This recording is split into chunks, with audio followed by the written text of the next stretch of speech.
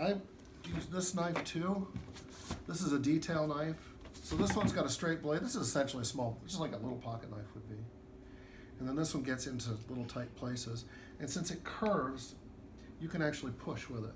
And then when you push this into a tight place, it has a slicing action. Another thing that you need to know, you see me flipping it back and forth, it's because I have to follow the grain. So if I go, I'm going to do it backwards on this one.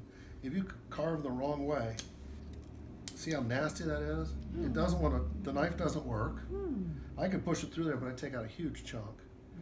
But if I turn it this way, And that's not just the direction of, I mean, that's the direction of the grain. let's see. Okay, But if the grain so- goes this way, you can't go equally from both directions? So first of all, not it's as- curving down, so Okay. the way the knife's attacking the grain is opposite on each end. So I got to turn it and curve downhill. But even on a straight piece, you have to think about, it's like petting a dog or a cat. You go one way, it's all smooth and manageable, I and would your not knife would known slip that. right through the hairs, wouldn't it? I mean, I don't ask you to pet your dog with a knife, but To me, I would think if this is the grain, it's equal, but that's so Yeah. interesting, I you did go not the know other, even if that. it looks equal, it isn't always. I And you did go the not other know way, and on a dog or a cat, you'd have hair Hmm, everywhere.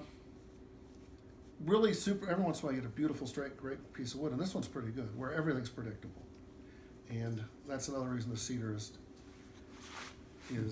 so desirable. Now, what I'm doing is making this, I went from a square, if we were to cut him in half right now, you'd have a square. So I want to go from that to an octagon. And I want to make sure I'm taking the same off of all those corners, which is why I'm marking, so with a pencil, I'm marking a section that I'm going to remove to leave the body in octagonal shape.